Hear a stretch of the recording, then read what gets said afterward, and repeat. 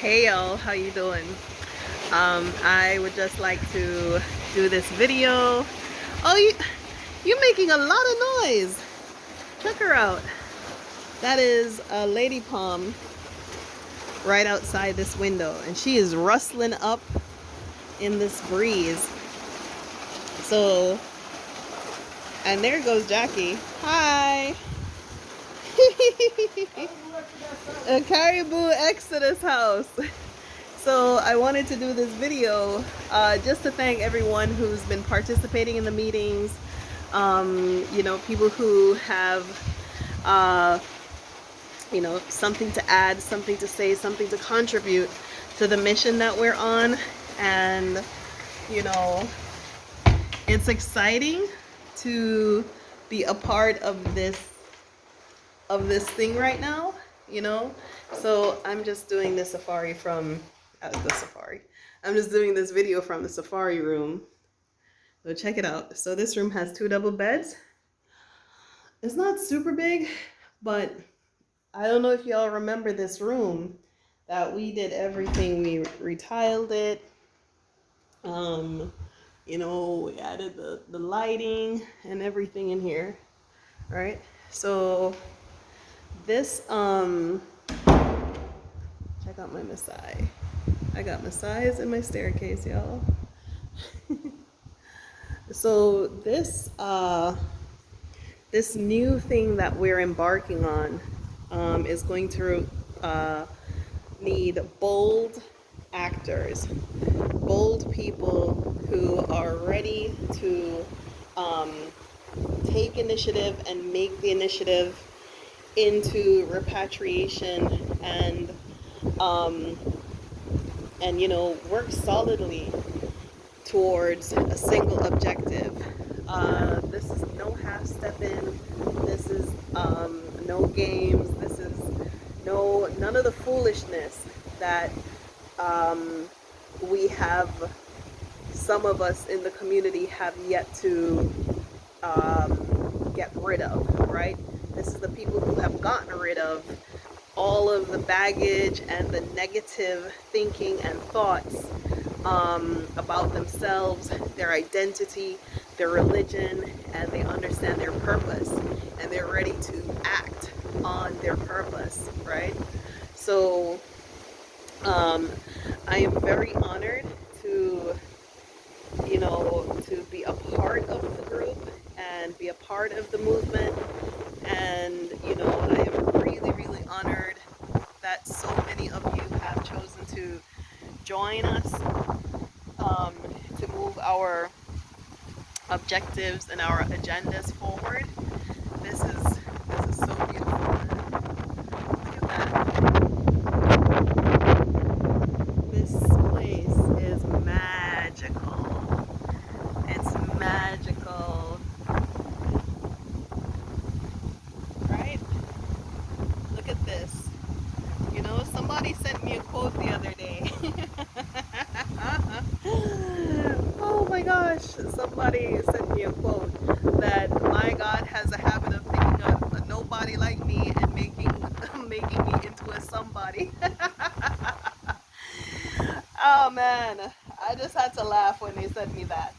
Not that I was nobody, but man, this journey is just amazing. It's amazing. I mean, look at where we are. Look at where we've come to. Right? This place is a testament to what we can accomplish if we work together under solid leadership. Right? Look at that. Isn't that just awesome? It's just beautiful. Every which way you turn, you can see Budia Island over there. Right, I'm standing outside the suite. You can see Budia Island right there. We're having high tide today. We have this, the event space. Yes, and this is, I don't know if it's the front yard or the backyard. I'm gonna go ahead and call it the front yard. But check it out, man. It's so quiet. It It is so quiet. It is so healthy for your soul, for your mind. Oh, these boys need to clean these things. I can see like salt accumulation in my air conditioning thing. Okay, so as soon as this is finished, I'm gonna have Jackson come and have a look at it. Wow. So yeah, Caribou Exodus house, right? Caribou to the next level, to the next phase of what we're looking to accomplish, right? Caribou. Look at that.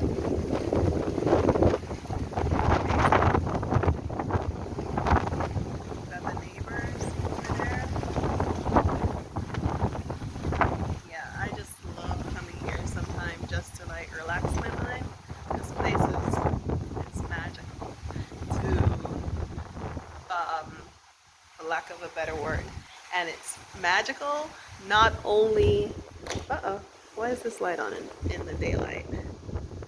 Maybe I turned it on. That's something Renee would do. Yeah, it's magical not just for what it is and its purpose, but it's just really, we lock these doors. Okay, well, I need to go downstairs and get the key and come back up. But yeah, man, it's my blue living room. So all the bedrooms have this gorgeous, gorgeous ocean view, right? We had this amazing meeting in here on Saturday, and one of the attendees says, well, we can't put all our eggs in one basket. And I said, you're sitting in my basket. This is the basket. I put all of my eggs into this basket, right? Let me go downstairs so you feel what it feels like. You know, a lot of people join this channel for the first time, and I keep forgetting that not everyone who comes actually knows or actually knows the journey, you know? Not everyone really understands where we come from and our experience and how we started out and where we started out. So if you don't know, this was an abandoned villa. It was in very bad disrepair. And when I got the property, I knew it had a tremendous amount of potential. So I had to look past this disrepair and, you know, completely redo it. So everything that you can see here is brand new. And this is for the people who don't know.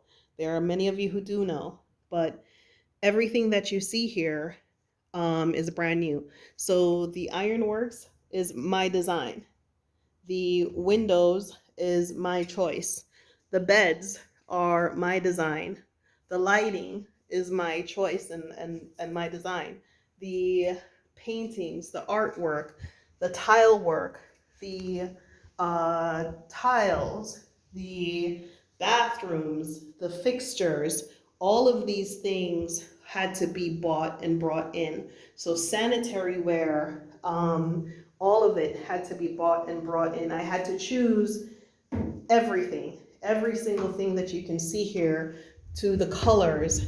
None of this is, none of this was here, right? None of this was here. And we were able to do this after I signed the lease and took possession of this property. You know, I started to work by myself, doing the yard, doing the kitchen, and I was just showing people. I was documenting what I was doing every day. And I got a lot of, you know, people who wanted to come and invest and come and support. And I did not take any money from any investors.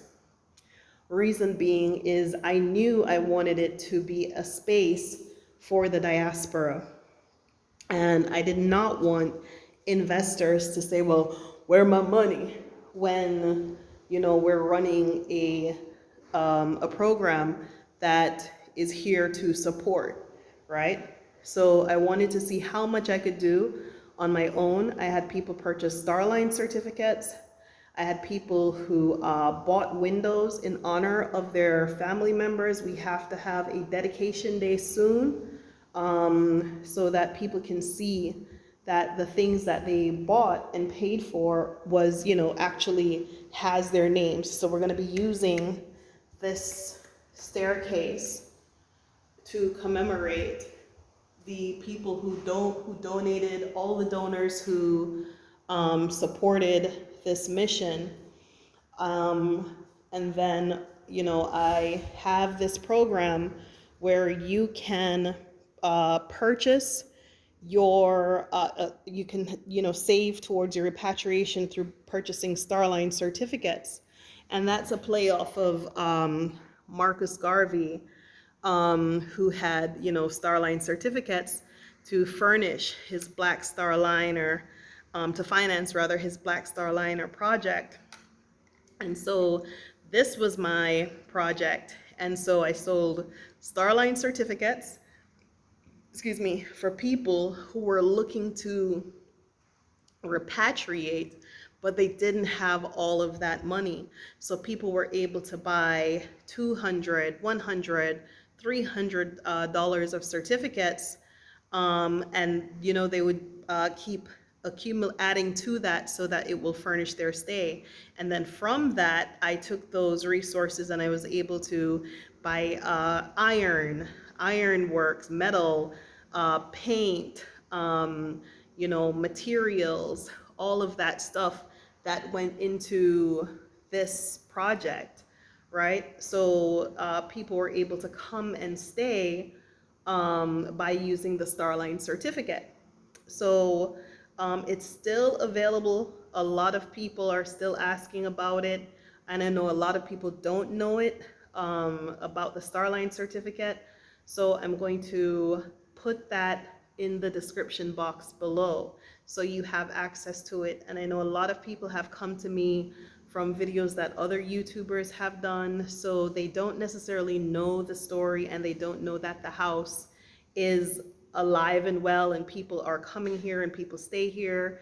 And in the first few weeks when I got here, not when I got here, the first few weeks after I completed the house, that the house was habitable. My goal was to make the house habitable. So I had to, as a project manager, I had to look at, okay, this goes first, and this goes first, and this goes first. And it required a lot of going back and redoing things. So we had the floor cleaned because I was trying to save money. And so we had the floors professionally cleaned. And then I hated it. I hated how it looked. I hated how it made the space feel. It didn't feel clean. It didn't feel like what I was going for. So I had to go back again and do the tile, right? Because what I was after with the space was how you feel, right? That's what I was after. I was after a feeling. So parts of the house have tile and parts don't, because it was an expensive undertaking, right? So yes, so the goal was to try to make the space habitable to begin with, and then I would go after the aesthetics. And so the first few weeks after coming here, I keep saying coming like I came from somewhere. After setting up the house and making it habitable so people could live here, the first few weeks after that, I was just blown away that this place, the same place just a few months ago, had lizards and bats, and no one could live in here, and it was just wild. It was just really wild. And just seeing that it came from this abandoned place of no love, like nobody put their love in it, Nobody put their time in it, to take it to a place that it could be loved and make it loved for other people. So, I don't live on site. Um, I live a couple places, a couple of minutes down the road. But the whole thing that I wanted was the experience of you. This is the first time you're coming to Africa, the first time you're coming back, the first time you're going to engage with Africa, right? And so out of that first experience, I wanted it to be welcoming and peaceful and beautiful and quiet. And I put a lot of thought and energy and effort behind how you would feel in the space, right? And I'm not saying that we're done and it's perfect, because there are some rooms that don't have yet curtains, right? Because we can't afford curtains. Everything that we got went right back into the property. Everything that we earned went right back into construction. It went right back into furnishings. It went right back into the expenses, the salaries to keep the whole ship afloat, right?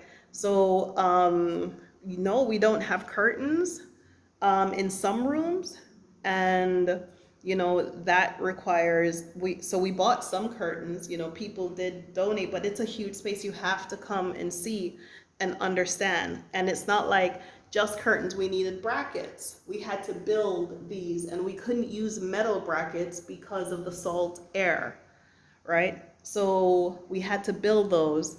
The cost of wood, the cost of the lumber, the cost of the labor costs, this, that, and the third.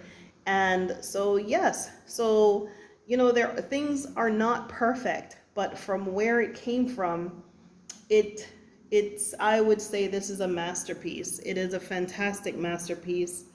And I like coming here sometimes and forgetting that I am the person who did this. I'm the person who designed this and built this and, came up with a concept. I like to forget that sometimes. I like to walk into the space and just feel the energy of the space that, okay, whoever it is that built this space, what were they thinking? How did they want me to feel? Am I happy in the space? And I try to distance myself from that experience as much as possible, because it takes away from the pleasure of enjoying the fruit itself. Because they talk about the fruits of your labor, but if all you can remember is the labor, honey, you're not going to enjoy the fruit, right? So at times I have to forget the labor so that I can receive and enjoy the fruit. So that's how the Starline certificate came to be. It's still available for those who would like to save towards their repatriation. I keep forgetting that we have a lot of new people who don't know anything about this place, right? So nothing that you see here was here. Do you see this dirt? Do you see this dirt pile, this patch of dirt? The way how this is right here, how flat and dirt this was? That whole space that you can see green, that's exactly how this was. We had none of these plants here. None of them. They're all planted, and within 1 year, this is where we are. Okay, so we had finished most of the really heavy construction within 6 months. Was it 6 months? No, I had given myself 6 months, but it was 9 months. Literally the same amount of time that it took to deliver a baby.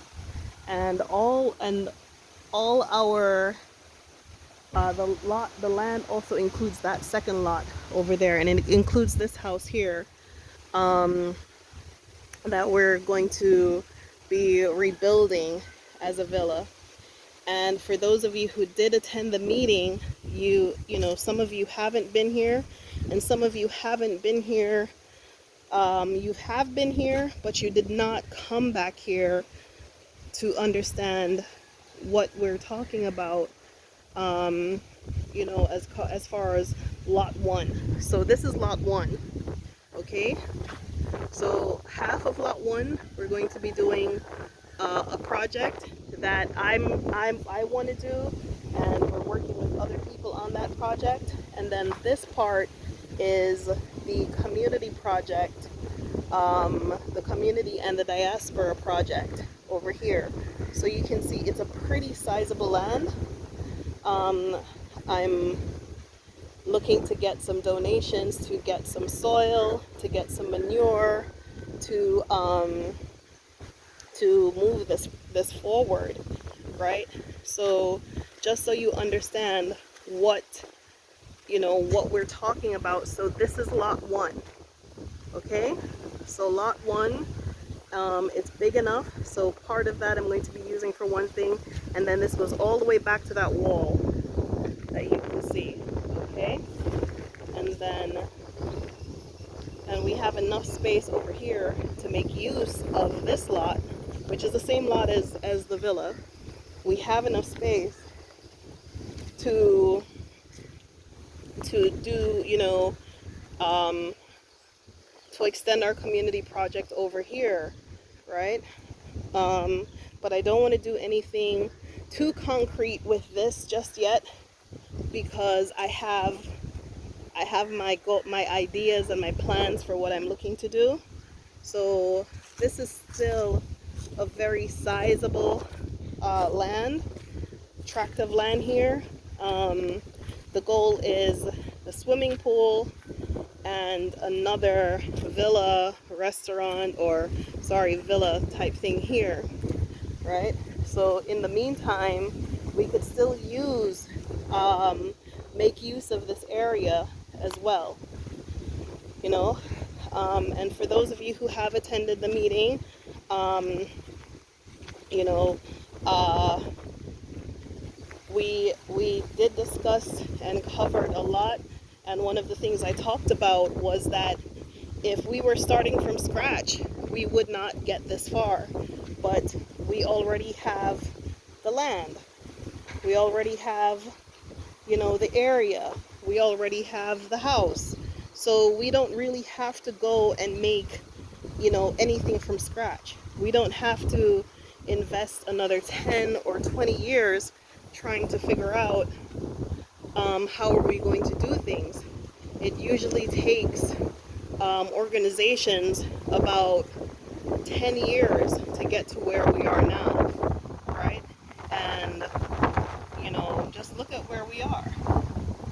Look at what we're looking to do, right? So I'm at a crossroads here where I'm literally between the devil and the deep blue sea. As I'm looking at the sea. Yeah, I'm literally between the devil and the deep blue sea. Because on one hand, you know, I believe so much in what I'm doing, and I believe so much in this project. And on the other hand, it's I have to question, and I have people questioning, well, is that sustainable? And at this point, it feels more like a what do you call it? A passion project, you know? So I'm looking for more people that we can organize ourselves and put this vision and this mission together, rather than just one person.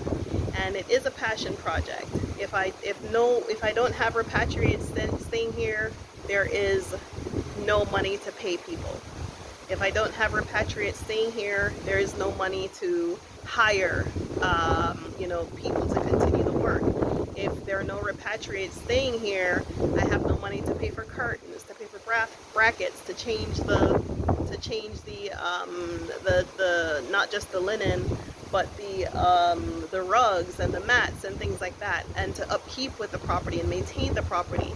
So I am in a place where I'm questioning, okay, do I, step away from this vision and this mission and make it into something that is financially viable for me?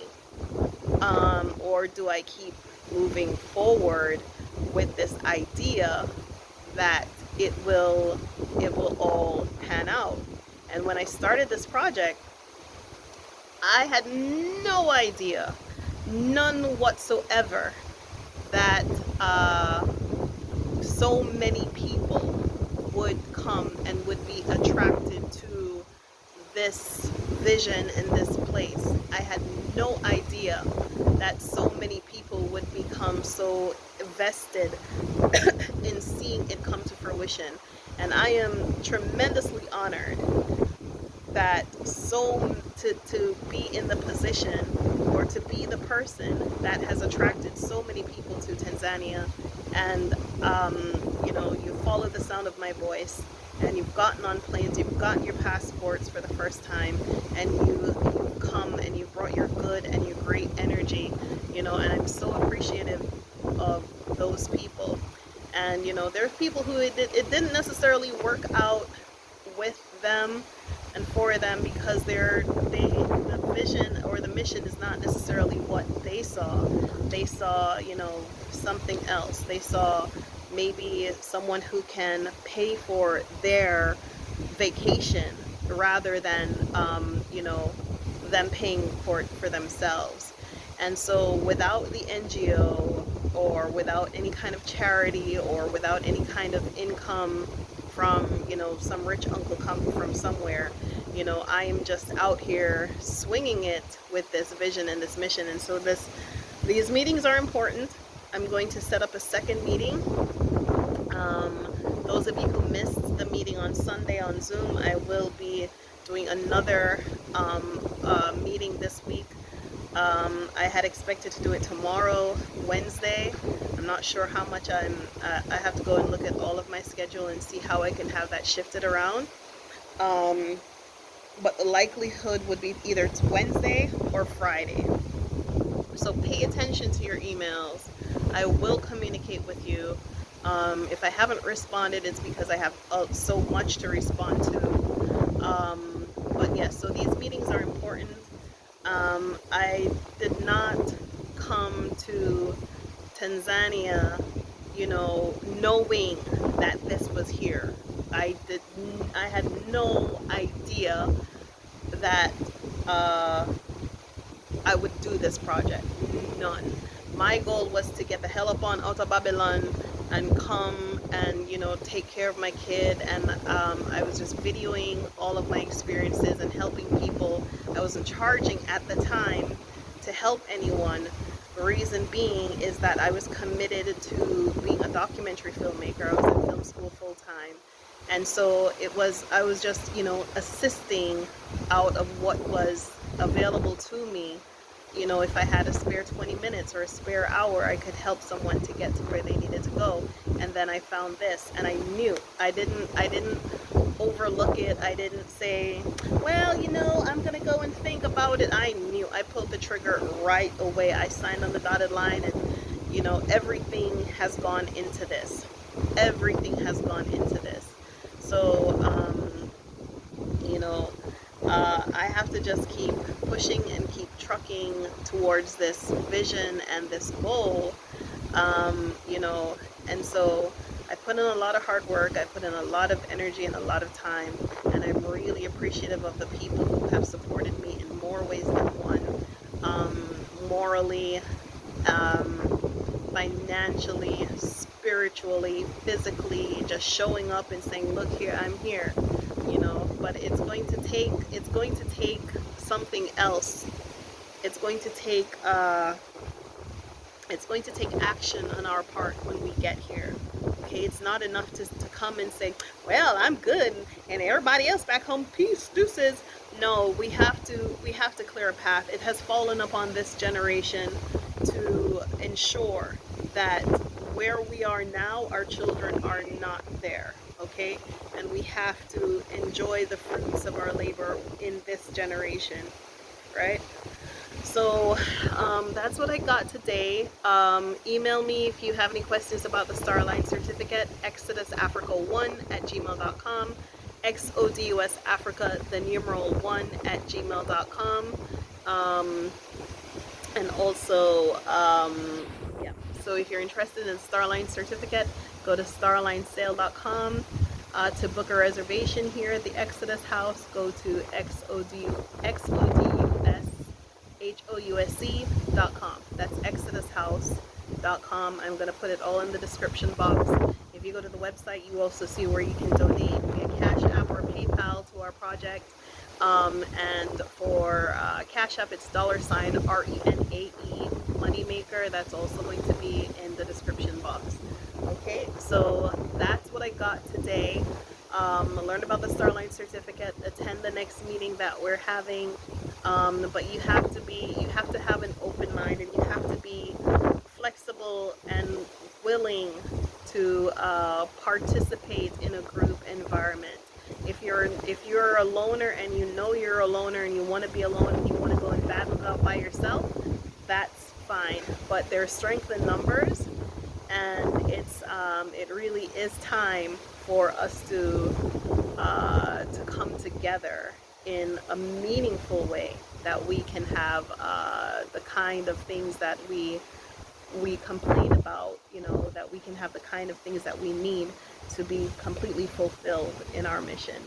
Okay, thank you so much for watching. Bye bye. Oh, let me show you the ocean. I know some of y'all want to see the ocean. Let me tell you bye the ocean.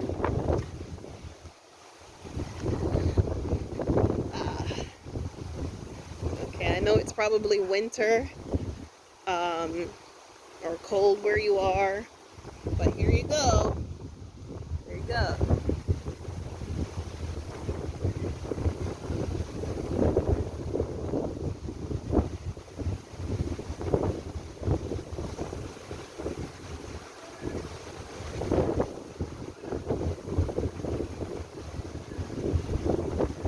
Yeah, I hope you like that.